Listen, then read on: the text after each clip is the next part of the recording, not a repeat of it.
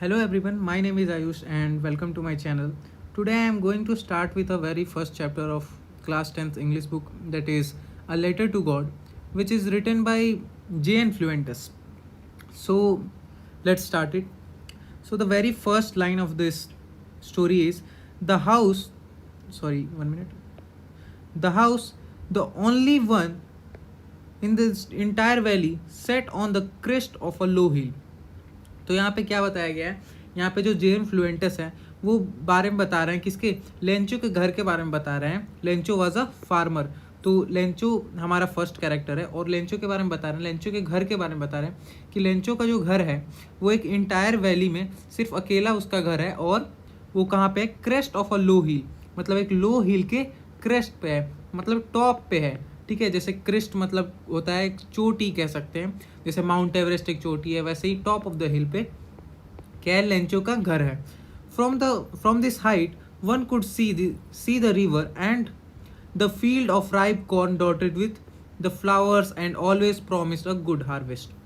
यहाँ पे क्या बोला जा रहा है कि वहाँ उस हाइट से हमें एक रिवर दिखती थी और एक फील्ड दिख रहा था, और फील्ड पे क्या लगा हुआ था, राइप कॉर्न. वहाँ पे एक कॉर्न लगा हुआ था, कॉर्न प्लांट किया हुआ था, कॉर्न की वहाँ पे खेती हो रही थी, और जो कि फ्लावर्स से भरा हुआ था, जो कि हमेशा गुड हार्वेस्ट को प्रॉमिस करता है. जैसे कि मतलब वहाँ पे हमेशा गुड हार्वेस्ट होती ही है. ठीक है, चेंज कर लेते हैं हम कलर को. The only thing the earth needed was the downpour और the least of a shower. अब मतलब उस जमीन को बस किसकी ज़रूरत थी, बस एक शॉवर की, रेनफॉल की बस ज़रूरत थी. उस धरती को, उस फील्ड को बस एक शॉवर की ज़रूरत थी, रेनफॉल की ज़रूरत थी. Through out the morning Lencho. अब देखो लेंचो यहाँ का वेरी फर्स्ट कैरेक्टर है जो कि एक फार्मर है. Through out morning Lencho who knew his field intimately had done nothing else but see the sky towards the northeast. अब जो लेंचो है वो कुछ नहीं कर रहा था, बस स्काई की तरफ देख रहा था. स्काई किसकी तरफ देख रहा था, नॉर्थ ईस्ट की तरफ, क्योंकि हम जानते हैं नॉर्थ ईस्ट की तरफ हमारे यहाँ मानसून आती है मेघालय की तरफ से, तो उधर उस साइड ज़्यादा बारिश होती है. ठीक है, तो नॉर्थ ईस्ट की तरफ से हमारे यहाँ एंटर करता है क्लाउड. ठीक है, मानसून एंटर करता है. Now we were really going to get some water women. अब जो लेंचो है, ये जो सेंटेंस है वो कौन कह रहा है, ये जो सेंटेंस है वो लेंचो कह रहा है. किसको कह रहा है, टू हिज वाइफ. ये जो वर्ड है वो लेंचो कह रहा है टू हिज वाइफ डेट अब हमें रेनफॉल मिलने ही वाला है. किसको, अपनी वाइफ को कह रहा है कि हमें अब रेनफॉल मिलेगा ही, अब बारिश होने ही वाली है, अब बारिश होगी ही. ठीक है, वो प्रिडिक्ट कर रहा है, अपनी वाइफ को बता रहा है. The women who was preparing supper, supper means night meal, dinner. Okay, who was preparing for dinner replied yes God willingly. मतलब जो वुमेन है, जो वाइफ है लेंचो की, वो क्या बोलती है कि हाँ, मतलब भगवान ने चाहा तो ज़रूर मतलब बारिश होगी. ठीक है, तो ये किसने कहा, उसकी वाइफ ने कहा. किसकी वाइफ ने, लेंचो की वाइफ ने.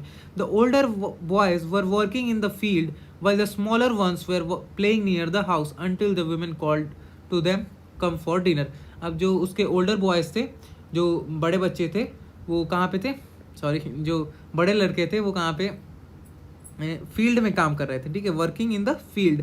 And the smaller ones were near playing near the house. ठीक है, और फिर जो उसकी वाइफ होती है वो बुलाती है come for the dinner. It was during the meal date just as Lencho had predicted. मतलब यहाँ पे क्या लिखा हुआ है कि Lencho had predicted a big drops of rain began to fall. Lencho ने क्या प्रिडिक्ट किया कि मतलब इस बार बारिश अच्छी होगी. ठीक है, big drops of rain began to fall मतलब बड़े बूंदों की बारिश होने वाली है. बिग ड्रॉप्स मीन्स मतलब अच्छी बारिश होने वाली है. ठीक है. In the north east huge mountains of cloud could be seen approaching. ठीक है, यहाँ पे क्या लिखा हुआ है कि इन द नॉर्थ ईस्ट. अब हमें तो अभी देखा हमने कि लेंचो यहाँ पे कहाँ पे देख रहा था, सॉरी 1 मिनट, वहाँ पे नॉर्थ ईस्ट की तरफ देख रहा था. ठीक है, तो नॉर्थ ईस्ट की तरफ देख रहा था, तो नॉर्थ ईस्ट से ह्यूज माउंटेन्स आ रहे थे, ह्यूज माउंटेन्स ऑफ क्लाउड उसे दिख रहे थे. तो इसने ये प्रिडिक्ट कर लिया कि अब बारिश होने ही वाली है. The air was fresh and sweet. अब हम देखते हैं कि जब बादल चारों तरफ से घिर जाते हैं तो जो एयर होता है वो फ्रेश हो जाता है और स्वीट हो जाता है. ठीक है, तो यहीं पे बताया गया है वो. The man went out for no other reason than have to have the pleasure of feeling the rain on his body. अब जो हम देखते हैं कि बारिश की जो पहली बूंद होती है उसका फील अलग होता है, ठीक है। तो वो फील कर रहा था, कौन, लेंचो, ठीक है। And when he return he claimed they are not rain drop. कह रहा है कि सॉरी, वो जो लेंचो होता है वो रिटर्न होता है, मतलब बाहर से अंदर आता है और कहता है कि exclaimed these are not rain drops falling from the sky. ये जो है रेन ड्रॉप्स नहीं है, दे आर न्यू कॉइन्स। अब यहाँ पे कंपैरिजन किया हुआ है किसके किसके बीच, rain drops, sorry, rain drops and coins के बीच यहाँ पे कंपैरिजन किया हुआ है, ठीक है। तो यहाँ पे लेंचो ने कंपैरिजन किया किसके बीच, रेन ड्रॉप्स और न्यू कॉइन्स के बीच। The big drops are 10 cent pieces and the little ones are 5। अब यहाँ पे बताया गया है कि जो बिग ड्रॉप्स जो है, रेनफॉल की जो बिग ड्रॉप्स हैं उसको 10 सेंट से कंपेयर किया गया, और जो लिटिल जो स्मॉल जो है स्मॉल ड्रॉप्स हैं उसको किससे कंपेयर किया गया, 5 सेंट से, ठीक है। With a satisfied expression, he regarded the field of ripe corn with its flower draped in a curtain of rain. हम यहाँ पे जो राइटर हैं जेन फ्लुएंटस, उन्होंने यहाँ पे लिखा हुआ है draped in a curtain of flame rain, sorry, draped in a curtain of rain, मतलब जो बारिश हो रही थी, ठीक है। अब जो लेंचो था उसके अंदर जो सेटिस्फैक्ट्री एक्सप्रेशन आ रहा था कि हाँ अब बारिश हो गई, अब जो है फसल जो है अच्छी होगी, जो फील्ड जो है फील्ड में अगर पानी जाएगा, जो इरिगेशन हो जाएगा किसके फील्ड का, तो अच्छा फसल उगेगा, अच्छा क्रॉप उगेगा, तो उसे भी सरप्लस मिलेगा। और इसीलिए उसने यहाँ पे कंपैरिजन भी किया है, ठीक है। तो सरप्लस मिलेगा तो मार्केट में उसको सेल कर पाएगा, जिसके कारण वो उसको पैसे मिलेंगे, ठीक है। तो यहाँ पे क्या हुआ, draped in a curtain of rain, मतलब यहाँ बताया गया कि जो बारिश हो रही थी, मतलब बारिश की जैसे चादर हो गई थी, ठीक है। कहाँ पे, फील्ड में। But suddenly a strong wind began to blow and along with the rain very large hailstorm began to fall. अब यहाँ पे लिखा है कि मतलब कुछ ही देर में वहाँ पे क्या हुआ कि स्ट्रॉन्ग विंड बहने लगी, मतलब तेज हवाएं बहने लगी, और वहाँ पे हेल स्टोन्स आने लगे। हेल स्टोन्स मतलब ओले आने लगे, और वो धीरे धीरे मतलब फील्ड पे गिरने लगे। हेल स्टोन्स ओले गिरने लगे धीरे धीरे, और स्ट्रॉन्ग तेज हवाएं चलने लगी। These truly did resemble new silver coins. यहाँ पे लिखा हुआ है कि मतलब वहाँ पे सिल्वर कॉइन्स क्यों बोला गया, क्योंकि हेल स्टोन्स को देखते हैं कि वाइट कलर्स के पल्स टाइप होते हैं, यहाँ पे लिखा हुआ पल्स, ठीक है। तो वो वाइट कलर के मोतियों की तरह होते हैं, तो इसलिए यहाँ पे लिखा हुआ है न्यू सिल्वर कॉइन्स। तो इसको कंपेयर किया गया हेल स्टोन्स को न्यू सिल्वर कॉइन्स के साथ, ठीक है। The boys exposing themselves in the rain ran out for collecting frozen pearls, ठीक है। यहाँ पे क्यों जो उसके बच्चे थे किसके, लेंचो के, वो बाहर गए और कलेक्ट कर रहे थे किसको, फ्रोजन पर्ल्स को। It's really getting bad now exclaimed the man. अब यहाँ पे स्थिति बिगड़ रही थी क्योंकि हेल स्टोन्स आ रहे थे, ठीक है, ओले गिरने लगे थे। तो किसने बोला, लेंचो ने बोला कि अब ये खराब होते जा रहा है क्या, क्योंकि हेल स्टोन्स आ गए तो वो धीरे धीरे फसल को डिस्ट्रॉय कर देंगे, क्रॉप्स को डिस्ट्रॉय कर देंगे, they will destroy the whole crop. So he was little bit worried about it. I hoped it passed quickly. It did not. It did not pass quickly for an hour. The hail rained on the house, the garden, the hillside, the cornfield, on the whole valley. हम यहाँ पे Lencho क्या hope कर रहा था कि ये तो चले जाएगा, जल्दी ही हेल स्टॉर्म्स खत्म हो जाएगा, लेकिन वो नहीं गया, वो जल्दी नहीं गया। अप्रॉक्सीमेटली 1 आवर तक वहाँ पे हेल स्टॉर्म्स वहाँ पे गिरते रहे, और कहाँ गिरते रहेंगे, the garden, the hill side, the cornfield and on the whole valley, ठीक है। हेल स्टॉर्म्स गिरने लगे। The field was white as it cover with salt. अब यहाँ पे कंपेयर किया गया है, 1 मिनट, यहाँ पे कंपेयर किया गया है किसके बीच, वाइट के बीच और सॉल्ट, सॉरी, हेल स्टॉर्म्स के बीच, हेल स्टोन्स के बीच, और किसके बीच, सॉल्ट के बीच। जो हेल स्टोन्स होता है वो भी हम जानते हैं कि वाइट होता है, और सॉल्ट भी होता है तो वाइट होता है। तो हेल स्टोन्स कैसे लग रहे थे, एकदम सॉल्ट की तरह लग रहे थे, ठीक है। तो ऐसा लग रहा था कि पूरी जो वैली है, सॉरी वैली नहीं, पूरी जो फील्ड है वो सॉल्ट से भर गई है, ठीक है। Not a leaf remained on the leaf. The corn was totally destroyed. The flowers were gone from the plants. Lencho's soul was filled with sadness. अब यहाँ पे क्या लिखा हुआ है? Not only a leaf remained on the tree. यहाँ पे लिखा हुआ है कि कोई भी लीफ नहीं बचा था ट्री पे, मतलब पूरा कॉर्न जो है डिस्ट्रॉय हो गया था, ठीक है, पूरी तरीके से खत्म हो गया था. The flowers were gone from the plant. जो भी फ्लावर्स जो उगे थे कॉर्न से वो खत्म हो गए थे, डिस्ट्रॉय हो गए थे. दे ऑल वर डिस्ट्रॉय, ठीक है. Lencho soul was filled with sadness. अब भाई कोई भी जो फार्मर है, हार्ड वर्किंग फार्मर है, वो ये देखेगा तो वो सैड तो होगा ही. तो ऐसे ही यहाँ पे लेंचो के साथ हुआ, ठीक है. वो भी बहुत दुखी हो गया इन चीज़ों को देख के. When the hailstorms had passed, he stood in the middle of the field and said to his son, a plague of locusts. Locusts क्या है? Insect which fly in big storms, group and destroy crops. एक तरीके से आप समझ लीजिए एक insect है. तो क्या बोल रहा है कि मिडिल ऑफ द फील्ड में जाके, खेत के बीच में जाके क्या बोल रहा है अपने सन के साथ, सन को बोल रहा है कौन? लेंचो, कि एक प्लेग भी होता, जो एक इंसेक्ट भी होता, वो भी इससे ज़्यादा हमारे फसल को छोड़ देता. लेकिन जो हेल स्टोन्स है उसने उन हेल स्टोन्स है उन्होंने कुछ नहीं छोड़ा है. जैसे यहाँ पे लिखा है have left more than this. यहाँ पे लिखा हुआ है कि जो इंसेक्ट है वो भी इससे ज़्यादा छोड़ देते, लेकिन ये हेल्स ने कुछ नहीं छोड़ा. The hail has left nothing. This year we will have no corn. अब यहाँ पे आप क्रॉप तो डिस्ट्रॉय हो गए हैं, तो इस साल तो कोई कॉर्न नहीं होगा. That night was sorrowful night. That night was sorrowful night for the whole family, not only Lencho, for the whole family. The night was sorrowful. All our work for nothing. There's no one who can help us. We will go hungry this year. अब जैसा कि हम जानते हैं कि वहाँ पे उसके आसपास तो अकेला घर था, उसका क्रिस्ट पे था, लो हिल के क्रिस्ट पे था, तो अकेला घर था वैली में, तो उसकी कोई हेल्प करने वाला भी नहीं था. तो इसके लिए लेंचो ने क्या कहा कि we will go hungry this year. Obviously अब क्रॉप डिस्ट्रॉय हो गए तो वो क्या खाएंगे. तो उन्होंने कहा कि उसने कहा लेंचो ने कि we will go hungry this year. But in the hearts of all who lived in that solitary house in the middle of the valley. यहाँ पे लिखा है कि एक वहाँ पे एक सिंगल होप था जो कि था हेल्प फ्रॉम द गॉड. उस फिर पूरे वैली में बस एक सिंगल होप था. कौन सा?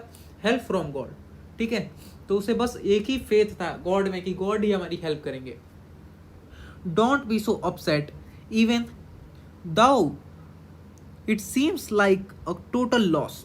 यहाँ पे लिखा हुआ है कि डोंट बी सो अपसेट. यहाँ पे कौन बोल रहा है? ये लेंचो बोल रहा है कि इतने अपसेट मत हो, मतलब कि remember no one dies with hunger. इतने अपसेट मत हो कि मतलब ये टोटल लॉस तो हुआ है, लेकिन ये याद रखना कि no one dies with hunger. कोई भी भूख से नहीं मरता. That's what they say. They say means that's what God says. Okay? That's what God says. No one dies of hunger. Although that night Lencho, God भी ये कहते हैं कि no one dies with hunger. All through the night, Lencho thought only of his one hope, the help from God. अब जो Lencho है पूरी रात तक यही सोचता रहा क्या? Help from God. उसे हेल्प चाहिए थी गॉड की. whose eyes as he's been instructed see everything even what is deep in conscious. अब भगवान तो सब कुछ देख रहे होते हैं कि हाँ किसके साथ बुरा हो रहा है, किसके साथ अच्छा हो रहा है, ठीक है. whose eyes has been instructed, sorry,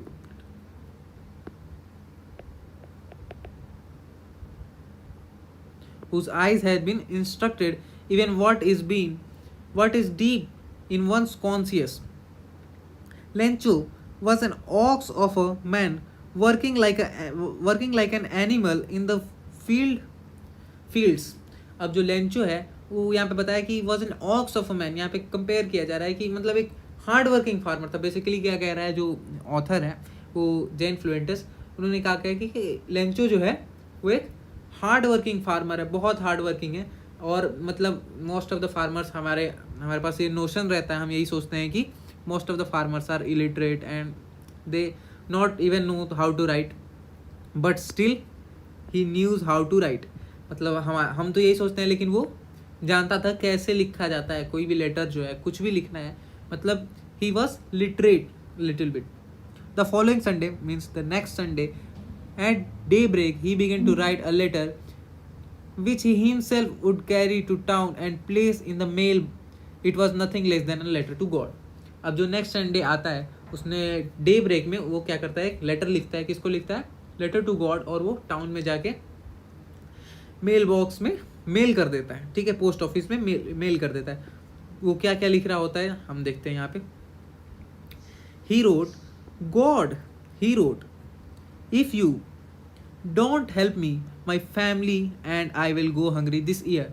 हम यहाँ पे क्या लिखता है कि अगर आप हमारी हेल्प नहीं करेंगे, गॉड जो है आप हमारी हेल्प नहीं करेंगे तो हम इस साल भूखे रह जाएंगे. I need 100 pesos in order to sow my field again to live until the crop comes because of hailstorms. अब जो हेलस्टॉर्म्स आए हैं, ये सॉरी, अब यहाँ पे आप अगर हमारी मदद नहीं करेंगे तो हम हंग्री रह जाएंगे दिस ईयर, हम भूखे रह जाएंगे. ठीक है, तो मुझे कितने पैसोज चाहिए? 100 pesos in order to sow my field again. मुझे 100 pesos की ज़रूरत है क्योंकि मैं फिर से जो मैं फील्ड को फिर से वहाँ पे इरिगेट कर सकूँ. जो भी वहाँ पे पैसे लगते हैं इरिगेट करने के या फिर प्लांट करने के क्रॉप्स को, उसके पैसे लगते हैं. तो इसको कितने पैसे चाहिए? 100 pesos चाहिए. ठीक है, to live until the crops comes. अब मतलब फिर से उसको सो करना है फील्ड को, तो उसके लिए पैसे तो चाहिए होंगे. तो इसके लिए किसको मांग रहा है हेल्प? किससे मांग रहा है? गॉड से मांग रहा है. कितनी हेल्प मांग रहा है? 100 pesos की हेल्प मांग रहा है. 100 pesos की हेल्प मांग रहा है बिकॉज द हेलस्टॉर्म्स. अब यहाँ पे क्या हुआ है, क्यों ये मांग रहा है, मतलब क्यों इसकी इतनी 100 pesos की ज़रूरत आन पड़ी इसको.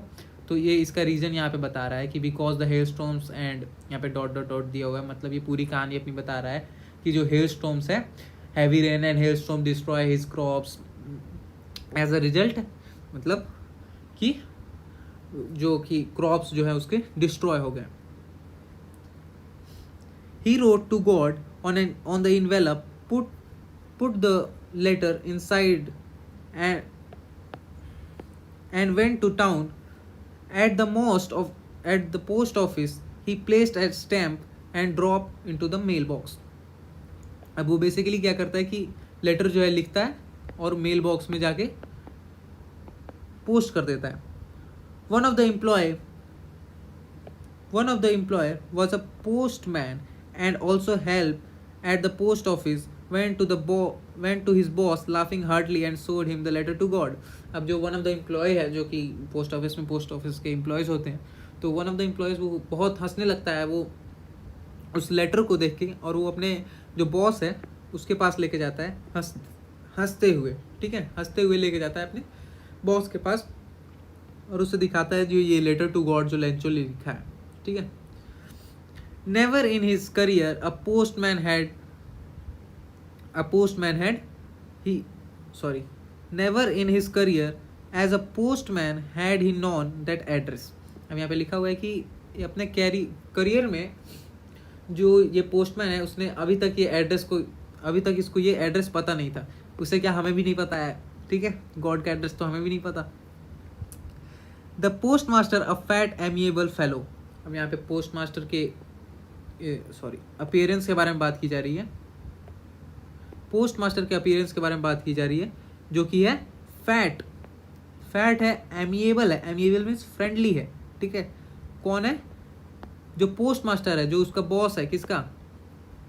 जो कि जिसने लेके आया पोस्ट ऑफिस एम्प्लॉय जो लेके आया, उसका बॉस है. वो कैसा है? फ्रेंडली है. ठीक है. Also broke out laughingly. अब वो भी हंसने लगा. क्यों हंसने लगा? एंड इमिडिएटली ही टर्न इनटू सीरियस एंड मतलब वो tapping the lecture on the desk commented, what faith I wish I had the faith on the man who wrote this letter starting up a correspondence with God. अब यहाँ पे क्या लिखता है कि पहले तो वो हंस रहा था, लेकिन soon he turned into serious and he had said, what faith I wish I had this faith. मतलब वो सोच रहा था कि क्या फेथ होगा उसमें जिसने लेटर लिखा है गॉड को, क्या फेथ होगा उसमें. ठीक है, आजकल तो इंसानों में फेथ नहीं रहता है, इसको तो गॉड में फेथ है. ठीक है, इतना भरोसा है गॉड पे कि गॉड मेरी हेल्प करेंगे. ठीक है. So in order to not to shake the writer's faith in God the postmaster came up with an idea. ये जो है बहुत इंपॉर्टेंट लाइन है, ये आप रट लीजिए.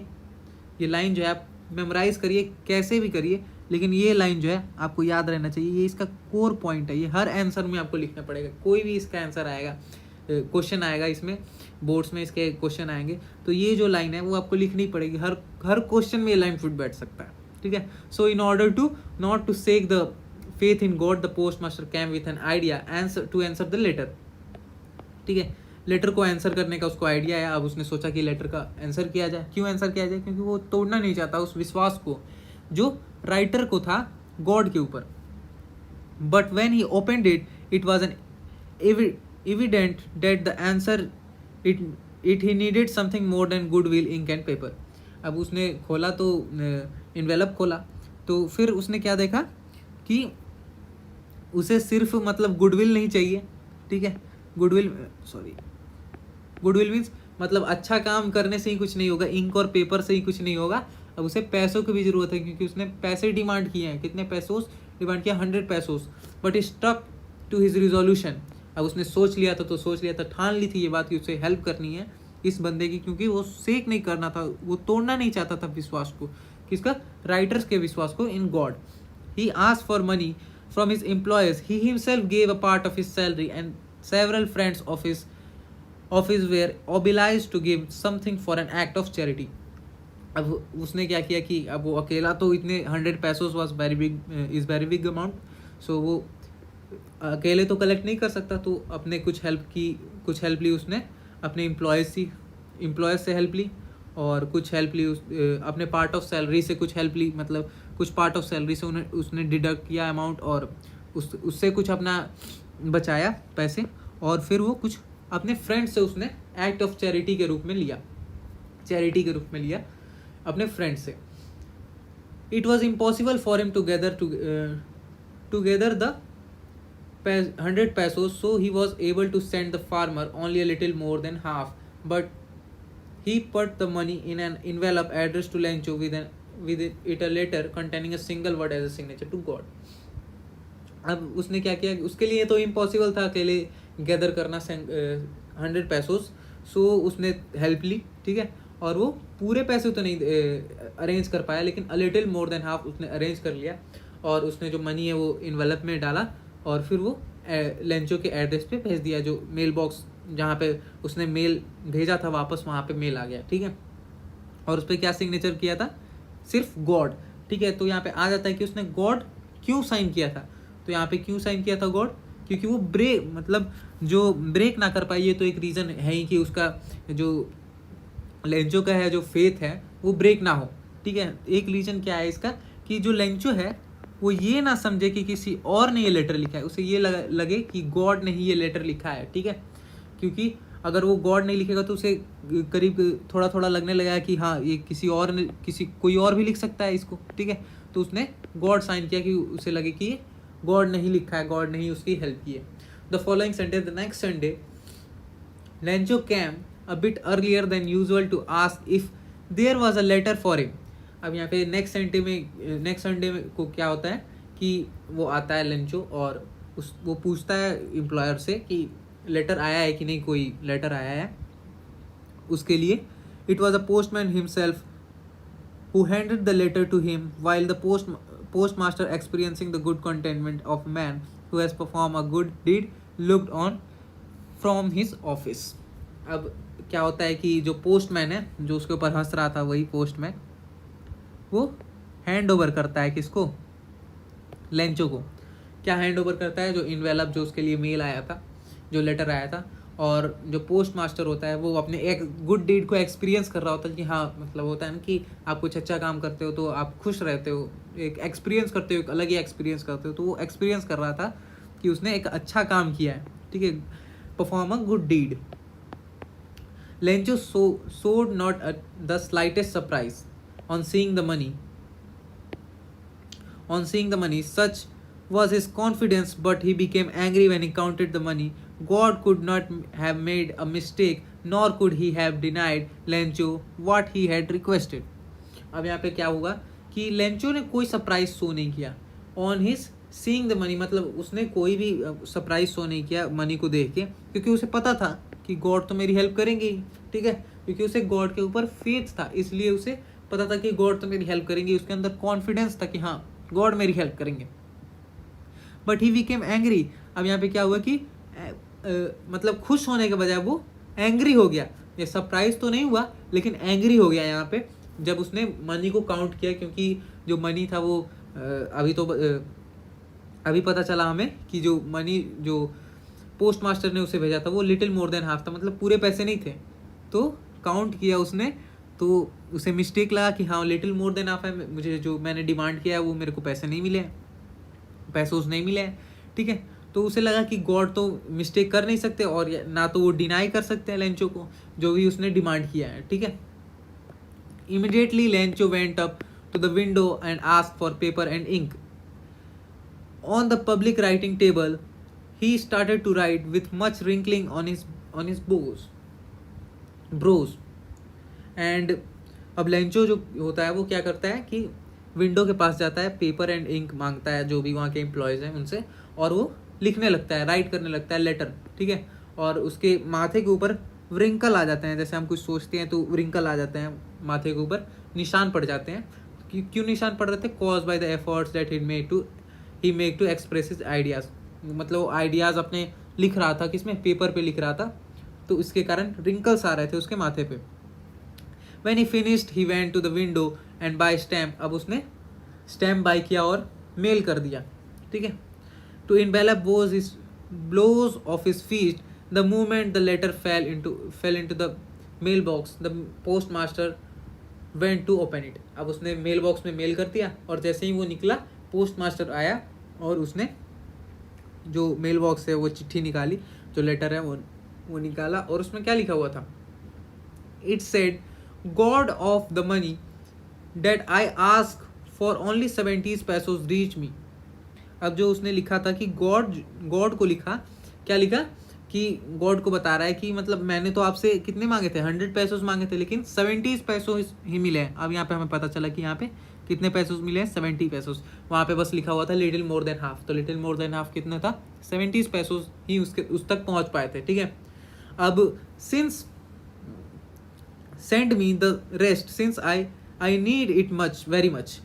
ठीक है, अब वो क्या हुआ कि उसने कहा कि मुझे इसकी सख्त से सख्त ज़रूरत है, तो आप जल्द से जल्द इसे बाकी के पैसे भेज दें। ठीक है, but don't send it me through the mail because the post office employees are the bunch of crooks Lencho.